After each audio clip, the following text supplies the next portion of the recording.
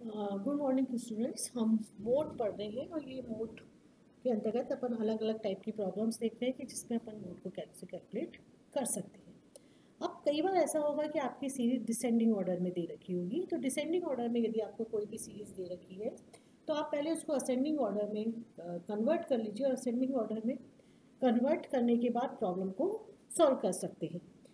या फिर आप ऐसा भी कर सकते हैं कि जैसे अपने को डिसेंडिंग ऑर्डर में दे रखी है वैसे ही सॉल्व कर लीजिए, लेकिन उस स्थिति में हमारा फॉर्मूला चेंज हो जाता है। आप जहाँ पे लोअर लिमिट लिखते थे, लोअर लिमिट की जगह अपन लिखेंगे L2 माइनस, पहले अपन साइन लगाते थे प्लस का, अब अपन लगाएंगे माइनस का sign. L2 minus delta 1 upon delta 1 plus delta 2 multiply I, ये हमारा फॉर्मूला हो जाएगा। और बाकी की जो कैलकुलेशन होगी वो बिल्कुल उसी प्रकार से रहेगी जैसे अब तक आप लोगों ने की थी। दूसरी इसमें एक और प्रॉब्लम आती है कि कई बार ऐसा होता है कि जो मोड का ग्रुप होता है वो सबसे पहला वाला बन जाता है या कई बार सबसे आखिरी वाला हो जाता है।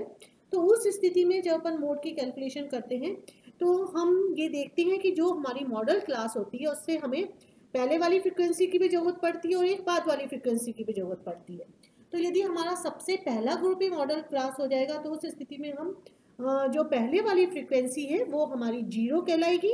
और यदि सबसे लास्ट वाला ग्रुप हो जाता है हमारा मॉडल क्लास तो उस स्थिति में जो हमारा सबसे F2 होता है वो 0 कहलाता है। बाकी की गणना उसी प्रकार से की जाएगी जैसे अब तक अपन लोगों ने की है। अब आता है कि मोड के द्वारा हम मिसिंग फ्रीक्वेंसी भी कैलकुलेट कर सकते हैं।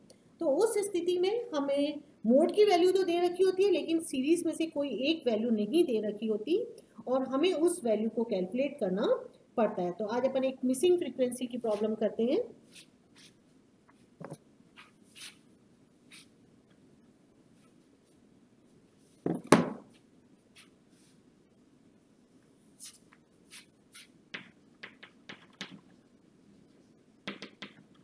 एक्सपेंडिचर इन रुपीस में बता रखा है हमें।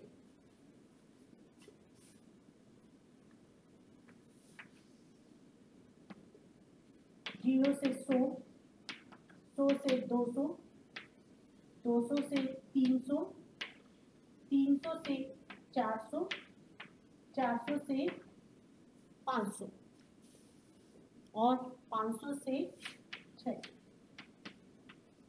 ये हमें दे रखा है। और नंबर ऑफ पर्सन्स, ये हमारी फ्रीक्वेंसी कहलाएगी। Number of persons, number of persons है हमारे 140, 230, 270, ये हमें नहीं दे रखी फ्रीक्वेंसी, 150 और 140। और मोड की जो वैल्यू है वो हमें बता रखी है 240। मोड जिस चीज को अब तक आप कैलकुलेट करते आए हो वो बता रखा है 240। ये हमें क्वेश्चन दे रखा है और हमें से ये कहा जाता है कि 300 से 400 की फ्रीक्वेंसी फाइंड आउट करिए। तो हमें जो फ्रीक्वेंसी निकालनी है उसको अपन क्या अज्यूम करेंगे, x अज्यूम कर लेते हैं। और 240 है, इसका मतलब हम ये मान के चलते हैं कि हमारा जो मॉडल क्लास होगी वो होगी 200 से 300। मॉडल क्लास होगी 200 से 300 क्योंकि जो आंसर आएगा वो हमारा एक्सपेंडिचर इन रुपीस में से ही आंसर आया होगा। और 240 किसके अंदर आता है, 200 से 300 में। तो हम मॉडल क्लास मानेंगे 200 से 300। Modal class is equal to 200 से 300। अब यहाँ पे हम अपना फॉर्मूला लगाएंगे। हमारा फॉर्मूला होता है L1 Z is equal to L1 plus F1 minus F0 upon 2 F1 minus F0 minus F2 multiply I। ये हमारा फॉर्मूला होता है, हमने इस फॉर्मूले को पहले लिख लिया। अब Z हमें दे रखा है तो यहाँ पे Z की वैल्यू लिख दीजिए 240। L1 का मतलब होता है lower limit of the median class, और lower limit of the median class कितनी है मेरी, 200 प्लस F1, ये संख्या कहलाएगी मेरी F0, F1 और F2, जो हमें कैलकुलेट करना है। हम ये जानते हैं जो हमारा मॉडल क्लास होता है वो वाली फ्रीक्वेंसी f1 होती है, उससे पहले वाली f0, उसके बाद वाली f2। तो f1 270 minus 230 upon 2 multiply 270 minus 230 और माइनस का x, क्योंकि हमें f2 तो बता ही नहीं रखा, तो ये कहलाएगा अपना माइनस का x मल्टीप्लाई i का मतलब होता है class interval of the model class. तो ये हमारा इस क्वेश्चन में क्लास इंटरवल चल रहा है 100 का, 0 से 100, 100 से 200, 200 से 300। अपर लिमिट में से लोअर लिमिट माइनस कर देते हैं तो हमारे पास आ जाता है class interval multiply 100 is equals to, अब सॉल्व करना है इसको, 240 माइनस 200, इसको इधर शिफ्ट कर दीजिए, बराबर 270 में से यदि 230 जाते हैं तो बचते हैं हमारे 40 अपॉन, पहले 270 इंटू 2 कर लीजिए, 540 माइनस 230 और minus x multiply 100, 40 is equals to 40 into 100 कर लीजिए, 4000 अपॉन 540 में से यदि अपन 230 को माइनस कर देते हैं तो हमारा आता है 310 माइनस एक्स, 310 माइनस एक्स। अब हम क्या करें, क्रॉस मल्टीप्लाई कर लें। जब हम क्रॉस मल्टीप्लाई करेंगे तो 40 को 310 से भी गुणा करेंगे और माइनस एक्स से भी गुणा करेंगे। 40 जो होगा वो खाली 310 से नहीं होगा, दोनों संख्याओं से अपन गुणा करके चलेंगे, तो आपका आ जाएगा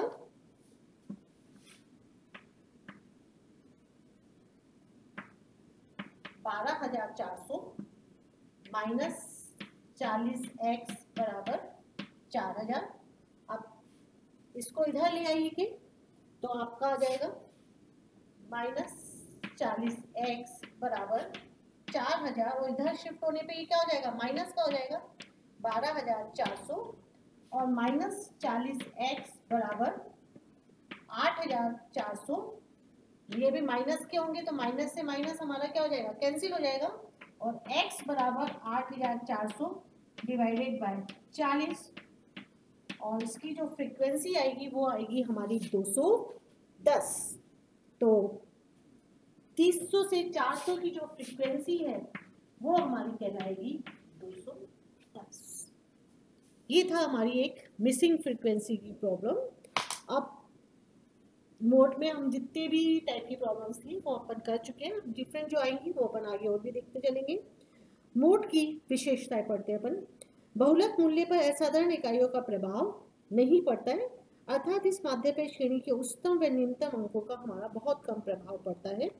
वास्तविक बहुलक निर्धारण के लिए पर्याप्त गणना की आवश्यकता होती है। यदि आवर्ती वितरण अनियमित होता है, अनइक्वल क्लास इंटरवल होता है, तो मोड की जो गणना करना है वो कठिन कार्य हो जाता है। मोड सर्वाधिक घनत्व वाला बिंदु होता है, अतः श्रेणी के वितरण का अनुमान सरलता से लगाया जा सकता है। मोड के लिए बीजगणितीय विवेचन करना संभव नहीं होता।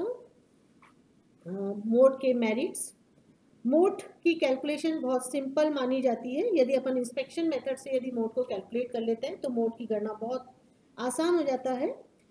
मोड किसी भी श्रेणी का प्रतिनिधित्व करता है। बहुलक मूल्य के चारों समग्र श्रेणी के अधिकतम मूल्य केंद्रित होते हैं। मोड की गणना करना आसान होता है। हम मतलब ग्राफिकल प्रेजेंटेशन भी मोड के द्वारा कर सकते हैं। मोड जो चरम मूल्यों से कम प्रभावित होता है और ये एक सर्वाधिक उपयोगी मूल्य भी माना जाता है।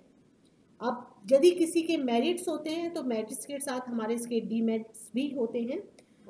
अनिश्चित तथा अस्पष्ट होता है मोड। चरम मूल्यों को इसमें महत्व नहीं दिया जाता है। बीजगणितीय विवेचन इसमें करना कठिन होता है, और जो क्लास इंटरवल का उस पर बहुत अधिक मोड पे प्रभाव भी पड़ता है। कुल योग को प्राप्त करना मोड के द्वारा कठिन होता है।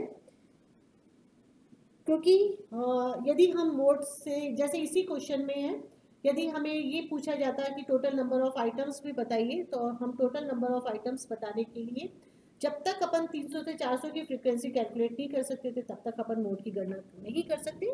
लेकिन अर्थमेटिक मीन के द्वारा हम किसी भी टोटल नंबर ऑफ फ्रीक्वेंसीज भी कैलकुलेट कर सकते हैं। कई बार इसमें भ्रमपूर्ण हमारे निष्कर्ष आ जाते हैं और क्रमानुसार रखना इसमें आवश्यक होता है। इसके बिना बहुलक की गणना करना संभव नहीं होता है। Thank you.